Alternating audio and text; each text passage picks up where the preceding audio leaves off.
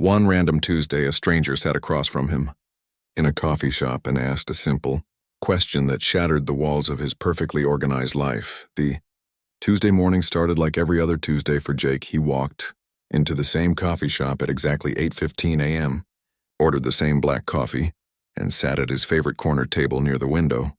His laptop was already open, spreadsheets filling the screen with numbers that meant everything and nothing at the same time. Jake worked at a marketing company downtown, 27 years old, single, and living a life that felt like watching a movie in slow motion. 6 months ago, his girlfriend Lily had walked out of his life with words that still stung. "You're like a robot, Jake. You don't really live. You just exist." Maybe she was right. Jake's days were the same routine over and over. Wake up at 6:30, gym for an hour, shower, coffee shop, work, home, Netflix, sleep, repeat. It was safe. It was predictable. It was slowly killing him inside, but he didn't know any other way. The coffee shop was busy that morning. Students typing on their laptops, business people talking loudly on phones, the usual crowd. Jake put in his earbuds and tried to focus on his work. The quarterly report was due by noon, and his boss didn't accept excuses. Then the door chimed, and she walked in. She was shaking raindrops from a brown leather jacket that looked like it had traveled the world. Her phone was pressed to her ear, and she was speaking quickly, apologizing to someone about being late. Jake glanced up for just a second, then back at his screen. He didn't have time for distractions, but every table in the coffee shop was full except for one chair. The empty chair right across from him. She approached his table slowly, pointing at the chair with a questioning look. Jake looked around the crowded shop, then back at her. He nodded without smiling and went back to his spreadsheet. She sat down carefully, still talking on her phone. "I'm so sorry, Mr. Peterson. The traffic was crazy this morning." "Yes, I understand." "Okay, I'll call you back in 10 minutes. She hung up and sighed deeply. That's when Jake looked up again and their eyes met for the first time. Something strange happened in that moment. The noise of the coffee shop seemed to fade away. The clicking of keyboards, the hiss of the espresso machine, the chatter of conversations all became background music. Jake felt like he was seeing clearly for the first time in months. Her eyes were warm brown, the kind that seemed to hold stories. She had shoulder-length dark hair with tiny braids on one side. And when she smiled, it wasn't the polite smile people give strangers. It was real. "Thank you for sharing your table," she said. Her voice had a musical quality, with just a hint of an accent he couldn't place. "I'm Isabella." "Jake," he managed to say, suddenly aware that he'd been staring. Isabella pulled out her own laptop. But instead of diving into work like most people would, she looked around the coffee shop with genuine interest. She watched an elderly man reading a newspaper, a young mother trying to keep her toddler entertained, two friends laughing over their coffee cups. "This place has good energy," she said to Jake. "I can see why you like sitting here." Jake was surprised. "How do you know I sit here regularly?" Isabella smiled again. "The barista knew your order before you said it. You walked straight to this table without looking around and..." She gestured to his setup. "You have your laptop charger plugged in like you've done this exact thing many times before." Jake looked at his organized workspace, then back at Isabella. She was right, of course. But the way she said it wasn't judgmental. It was just an observation, like she was genuinely curious about people and how they lived their lives. "What about you?" Jake asked, surprising himself by continuing the conversation. "Do you always sit with strangers?" "Only when they look like they might have interesting stories," Isabella replied. She opened her laptop and Jake caught a glimpse of photo editing software. The screen was filled with black and white photographs of people in what looked like everyday moments, but captured in a way that made them seem special. "You're a photographer?" Jake asked. "I try to be," Isabella said. "I take pictures of real moments, not posed stuff. The seconds when people forget they're being watched and just are themselves." Jake's phone buzzed with a text message. Isabella's phone rang at the same time. She looked at the screen and frowned.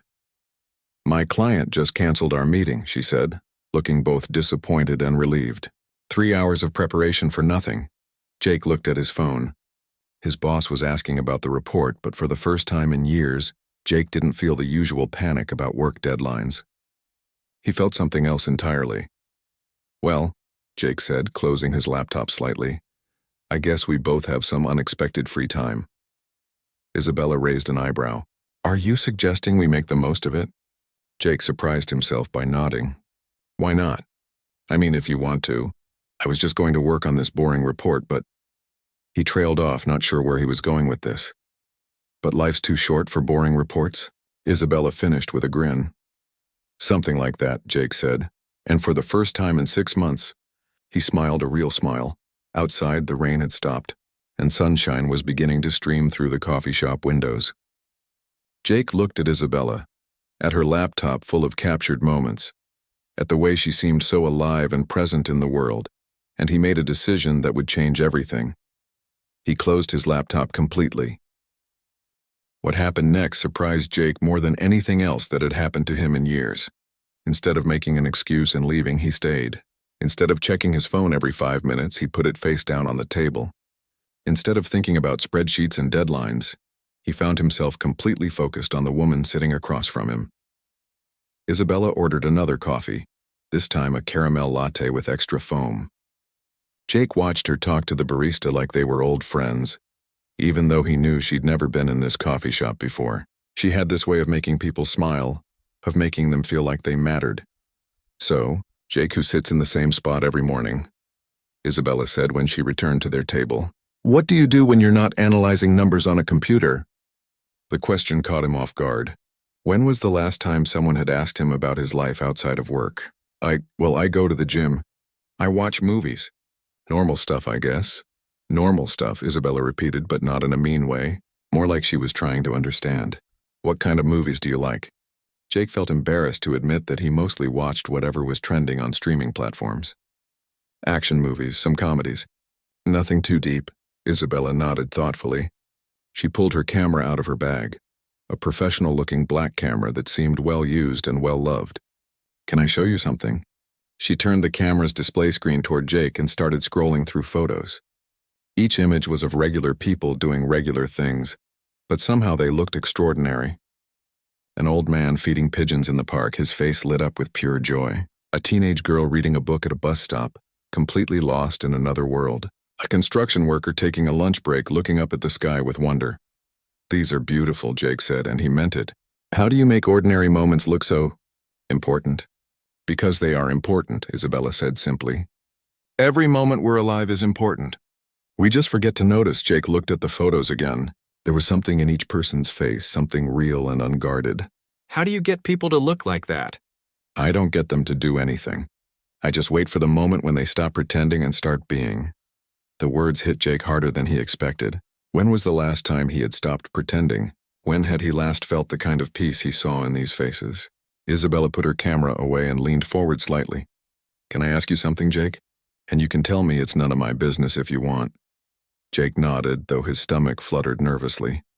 When was the last time you did something just because it made you happy? Not because you had to, not because it was responsible or practical, just because it brought you joy. Jake opened his mouth to answer, then closed it again. He thought hard, going back through weeks and months of identical days. I honestly can't remember, he finally admitted. Isabella didn't look surprised or sorry for him. She just looked curious, like she was trying to solve an interesting puzzle. What did you love doing when you were a kid? Drawing, Jake said without hesitation. I used to draw all the time. Comic book characters, superheroes, monsters, spaceships. My mom had to hide my sketchbooks during dinner because I wouldn't stop. What happened to that? Jake shrugged. I grew up. Got practical. Art doesn't pay the bills, and which says who? The question hung in the air between them.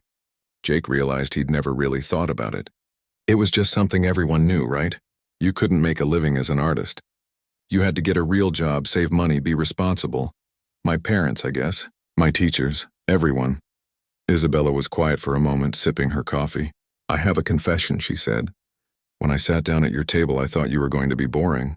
Jake laughed despite himself. Thanks a lot. No, listen. You looked so serious, so focused on your computer. I figured you'd grunt hello and ignore me. But then you started talking and your whole face changed, especially when you mentioned drawing. You lit up like a kid talking about Christmas morning. Jake felt his cheeks getting warm. I probably sound like I'm complaining about my life. You sound like someone who forgot who they used to be, Isabella said gently. It happens to a lot of people. Life gets busy, bills need to be paid, and somewhere along the way we stopped doing the things that make us feel alive. Outside the window, Jake watched people hurrying past on the sidewalk. Everyone looked like they were rushing to somewhere important, carrying bags and checking phones, living their urgent, busy lives. He wondered if any of them remembered what they loved doing when they were kids. "What about you?" Jake asked. "Did you always want to be a photographer?" Isabella smiled. "I wanted to be a storyteller. I just figured out that pictures can tell stories better than words sometimes."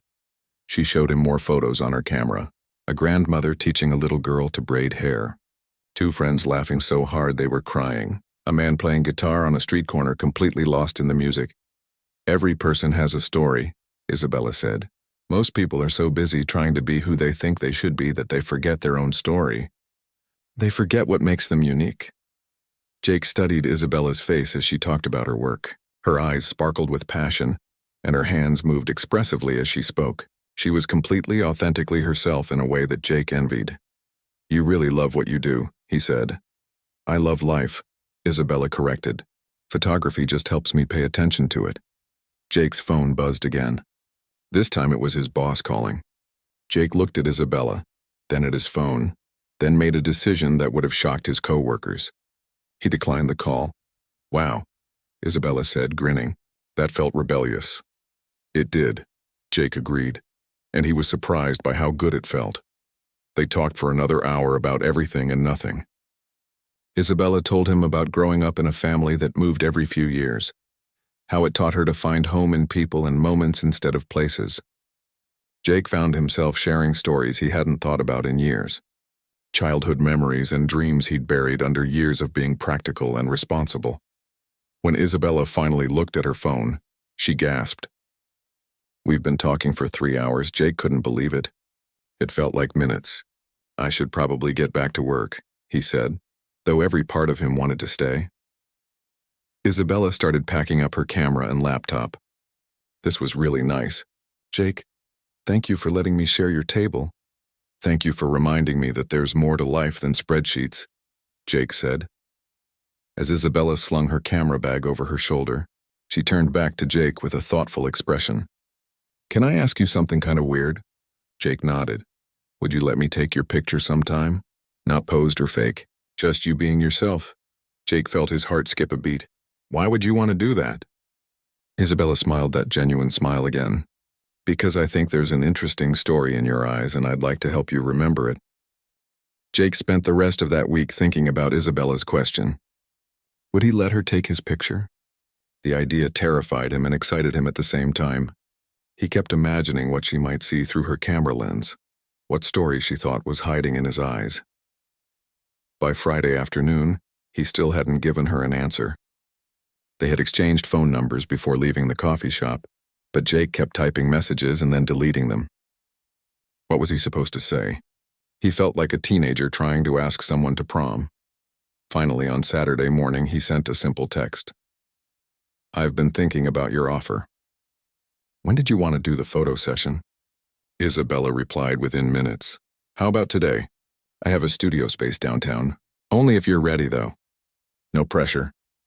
Jake stared at his phone for a full minute before typing back, "Okay, let's do it." An hour later, Jake found himself standing outside a converted warehouse in the arts district of the city. This was a part of town he never visited, full of galleries and studios and coffee shops with mismatched furniture. It felt like a different world from his sterile office building and organized apartment. Isabella met him at the entrance, wearing paint-splattered jeans and a vintage band t-shirt. She looked completely at home in this creative chaos, and Jake felt awkward in his khakis and button-down shirt. "You found it," she said, smiling warmly.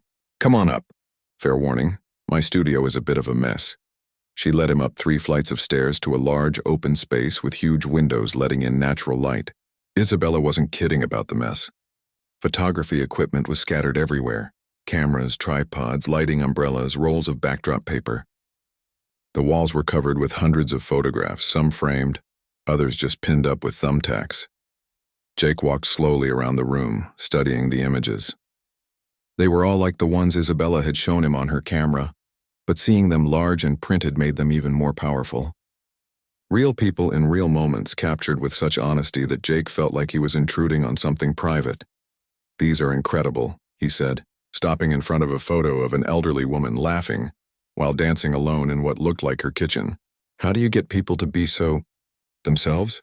"Time and patience," Isabella said, adjusting a light stand. "And making them forget I'm there. Most people tense up when they see a camera. They start performing instead of just being." Jake could already feel himself tensing up. "I don't know if I'm good at just being. I'm usually thinking about what I should be doing or where I need to be next."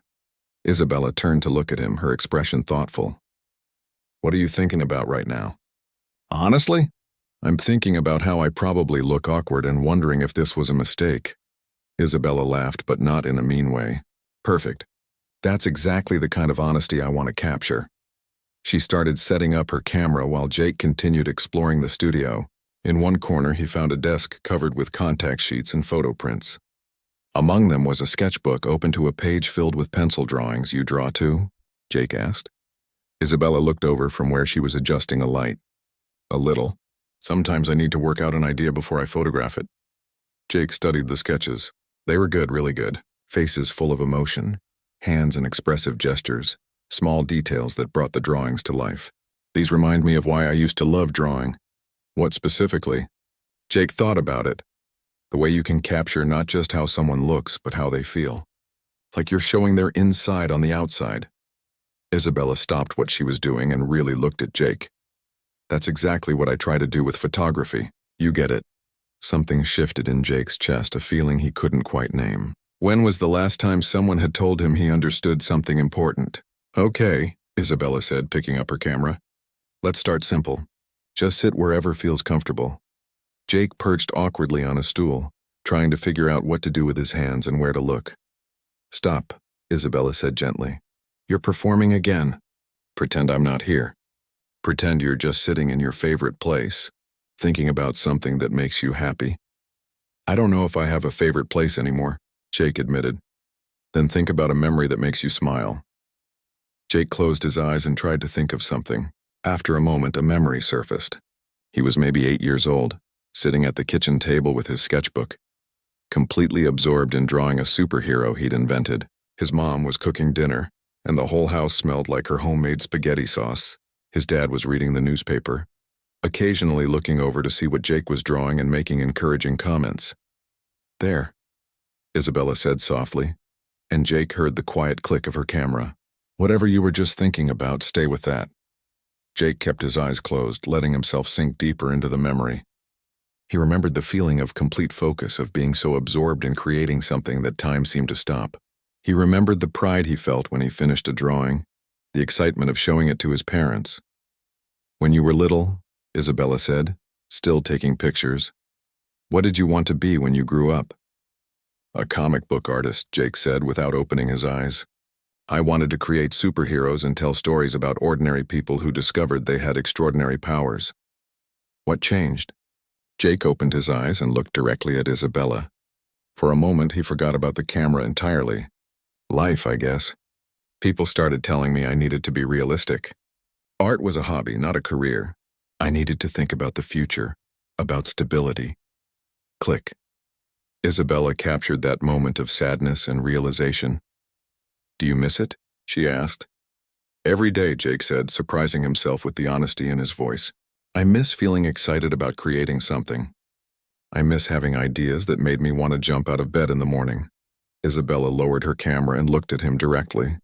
"What's stopping you from drawing again?" "I don't know," Jake said. "Fear, maybe. It's been so long. What if I'm not good at it anymore? What if it was just a kid thing? What if you're even better now?" Isabella countered.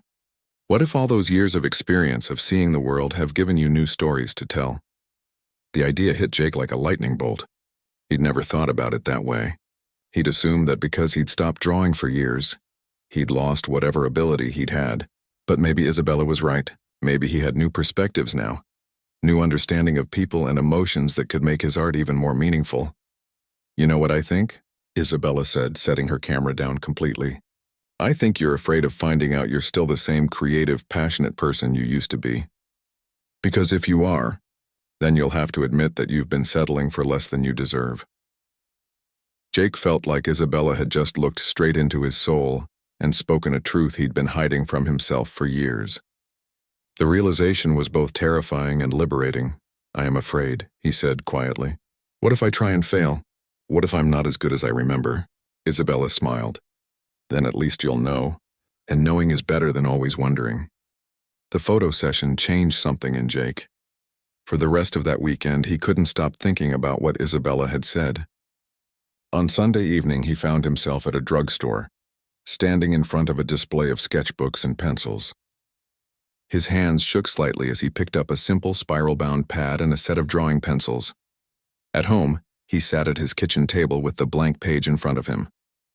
For 20 minutes, he just stared at the white paper, his mind completely empty. What was he supposed to draw? He felt foolish, like a grown man playing with toys. Then he remembered Isabella's advice about not performing, about just being. He closed his eyes and let his hand move across the paper without thinking. When he opened them, he'd drawn the outline of a face. Not perfect, not polished, but something real. Monday morning at the coffee shop felt different. Jake kept glancing at the table where he'd met Isabella, remembering their conversation. When his phone buzzed with a text from her, his heart jumped. "How are you feeling after yesterday? I developed some of the photos if you want to see them." Jake typed back immediately. "I'd love to see them. Also, I bought a sketchbook. That's amazing." "Coffee after work today?" They met at the same coffee shop at 5:30. Isabella had a manila envelope with her, but she didn't open it right away. Instead, she asked about his drawing. "I only did one sketch," Jake said, feeling embarrassed. "It's not very good. Can I see it?" Jake hesitated, then pulled out his phone and showed her a photo of his drawing. It was rough and unfinished, but there was something alive about it. Isabella studied the image carefully. "Jake, this is beautiful. Look at the emotion in the eyes. You haven't lost anything. If anything, you're better now because you understand people better." Her words meant more to Jake than any compliment he'd received at work in years. "Now," Isabella said, opening the envelope. "Are you ready to see yourself the way I see you?" She spread several black and white photographs across the table. Jake stared at them in shock. The man in these pictures looked confident, thoughtful, alive. In one photo, his eyes were closed and he was smiling slightly, lost in a good memory. In another, he was looking directly at the camera with an expression of honest vulnerability that took his breath away. "Is that really me?" Jake asked quietly. "That's who you are when you stop trying to be anyone else," Isabella said. "That's the real Jake." Jake couldn't stop looking at the photographs. He'd never seen himself this way before. In mirrors, he saw someone tired, stressed, going through the motions. In these pictures, he saw someone with depth, with stories to tell. "I want to show you something," Isabella said, pulling out her phone. She scrolled to a video and handed it to him. "I recorded this while you were talking about your childhood drawing. Just listen." Jake pressed play and heard his own voice, but it sounded different. When he talked about creating comic book characters, his voice was full of excitement and passion. He sounded like someone who truly loved what he was describing. "Do you hear it?" Isabella asked. "That's what you sound like when you talk about something that matters to you." Jake did hear it. The difference was startling. At work, his voice was flat, professional, careful. But talking about art, he sounded fully alive. They talked for 2 hours, and Jake found himself sharing things he'd never told anyone. He told Isabella about how he used to draw comic strips about his daily life, turning ordinary moments into adventures. He told her about the stories he used to make up, about characters who found courage in small moments. "You know what I think?" Isabella said as they were getting ready to leave. "I think you should start drawing those stories again." "I wouldn't even know where to begin," Jake said. Isabella smiled. "Begin with today. Draw the story of a man who forgot he was an artist and then remembered." That night, Jake sat at his kitchen table again. This time, instead of staring at the blank page, he started drawing.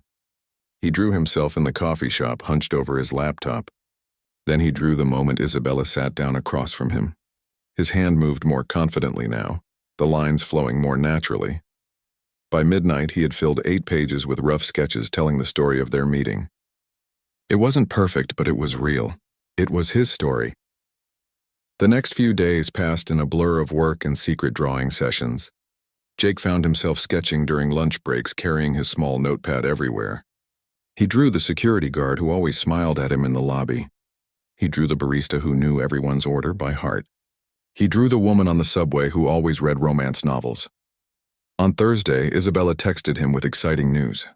A local gallery was having an open mic night, but it wasn't just for musicians. Artists could share their work too. She asked if he wanted to go just to watch. "I'm not ready to share anything," Jake texted back, "I know. But maybe you'd like to see other people being brave.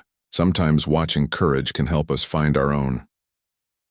Friday evening, Jake found himself at a small gallery downtown, sitting next to Isabella as local artists shared their work. A woman read poetry about her grandmother. A man showed paintings of his neighborhood. A teenager played guitar and sang a song she'd written about feeling lost. Each person who shared was nervous, but they did it anyway. Jake could see their hands shaking, hear the tremor in their voices, but they were there being vulnerable, sharing pieces of their hearts with strangers. "Everyone's afraid," Isabella whispered to him. "The difference is some people do it anyway." During intermission, Isabella surprised him by pulling out the photographs from their session. "I want to submit these to a photography exhibition next month. Would that be okay with you?" Jake looked at the images again. The honest vulnerability in his face, the moment of recognition when he remembered who he used to be. People would see these? People who appreciate real moments, real emotions. These photographs tell a story about rediscovering yourself. I think that story matters. Jake thought about all the people in his life who had forgotten their dreams, who had settled for safe and predictable. Maybe Isabella was right. Maybe his story could matter to someone else who felt lost. "Okay," he said. "You can show them." As they walked out of the gallery that night, Jake felt different. Not completely transformed, but changed. He was still the same person who worked at a marketing company and lived a careful, organized life. But now he was also someone who drew stories and let his picture be shown in art galleries. "Isabella," he said as they reached the street, "thank you for seeing something in me that I couldn't see myself." Isabella stopped walking and turned to face him. "Jake, I didn't see anything that wasn't already there. I just helped you remember." Under the streetlight, with the sounds of the city around them, Jake realized something important. This wasn't just about drawing or photography or art. This was about choosing to be fully alive, to be authentic, to stop hiding from who he really was. And for the first time in years, that choice didn't feel scary. It felt like coming home. 3 weeks after the gallery open mic night, Jake's life looked almost the same from the outside. He still went to work every morning, still sat at his corner table in the coffee shop, still paid his bills on time. But everything had changed on the inside. His small apartment now had sketchbooks scattered on every surface. The kitchen table where he used to eat frozen dinners in front of his laptop had become his art studio. He'd taped some of his drawings to the refrigerator like a proud kid showing off his homework. The morning of Isabella's photography exhibition, Jake woke up with butterflies in his stomach. Somewhere in a gallery across town, people would be looking at pictures of him. Not the fake professional version of himself that he showed at work, but the real him. The thought was both terrifying and exciting. He got to work early and tried to focus on his tasks, but his mind kept wandering. Around noon, his phone buzzed with a text from Isabella. "The exhibition opens in 2 hours. Your photos look amazing on the wall. Are you coming tonight?" Jake stared at the message for a long time before typing back, "I'll be there." At 5 o'clock, Jake did something he'd never done before. He told his boss he was leaving early for something important. When his boss asked what was so urgent, Jake surprised himself by saying, "I'm going to see my photographs in an art gallery." His boss looked confused, but Jake didn't stick around to explain. He had somewhere to be. The gallery was smaller than Jake had expected, with white walls and good lighting that made everything look clean and important. He arrived early before the official opening and found Isabella hanging a small plaque next to his photographs. "You came," she said, turning to hug him. "I wasn't sure you would." "I almost didn't," Jake admitted. "I've changed my mind about coming here at least 10 times today." Isabella led him over to see his photos. There they were, printed large and framed professionally, hanging on the wall next to work by other photographers. The plaque read, "Jake's Story, a series on rediscovering authenticity." Jake stood in front of the images, seeing them in a new way. In the gallery lighting with proper frames, they looked like real art. Important art. Art that might actually matter to someone. "How do you feel?" Isabella asked. Like I'm looking at a stranger who happens to have my face, Jake said. But a stranger I'd like to get to know better. As the evening went on, more people arrived. Jake watched from across the room as strangers stopped to look at his photographs. Some people just glanced and moved on, but others stood for a long time, studying his face with serious expressions. A woman in her 50s approached him. "Excuse me, are you the Jake in these photographs?" Jake's first instinct was to deny it, to make up some story about just being a friend of the photographer, but something made him nod instead. "Yes, that's me. I wanted to thank you," the woman said. "Looking at these photos, I see something in your eyes that reminds me of myself, like you're remembering something important that you'd forgotten." Jake felt his throat tighten with emotion. That's exactly what was happening. "I used to paint," the woman continued. "Stopped about 15 years ago when life got complicated. But seeing these tonight, seeing that look on your face, I think I'm going to buy some brushes tomorrow." After she walked away, Jake stood there feeling stunned. His story, his moment of remembering who he used to be, had inspired someone else to remember their own dreams. He'd never imagined that his personal journey could matter to a stranger. Throughout the evening, several people approached him. A young man who said the photos reminded him to call his grandfather and ask about the wood-carving tools gathering dust in the garage. An older gentleman who mentioned that he used to write poetry and might try again. Each conversation left Jake feeling more amazed and humbled. Near the end of the night, Isabella found him sitting on a bench in front of his photographs, a small sketchbook in his hands. "Drawing the gallery?" she asked, sitting beside him. "Drawing this moment," Jake said, showing her his sketch. "It was rough but captures the essence of people looking at art, connecting with something real. I want to remember how this feels." Isabella looked at his drawing and smiled. "You know, I have a confession to make." "What's that?" "That first day in the coffee shop when I sat at your table, it wasn't just because every other seat was taken." Jake looked up from his sketchbook. "What do you mean?" "I mean, there was an empty table by the window, but I chose to sit with you because something about you looked familiar, like you were carrying around a story that needed to be told." Jake felt his heart skip a beat. "You sat with me on purpose?" "I sat with you because you looked like someone who had forgotten how interesting they were." And I was right. They sat in comfortable silence for a while, watching the last few visitors look at the photographs. Jake thought about how different his life felt now compared to just a month ago. He was still the same person with the same job and the same responsibilities, but he'd remembered something essential about himself. "Isabella," he said finally, "I have something to tell you." "What's that?" "I submitted some of my drawings to a local magazine today.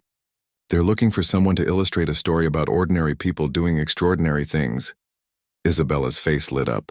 "Jake, that's amazing. How do you feel about it?" "Terrified," Jake admitted.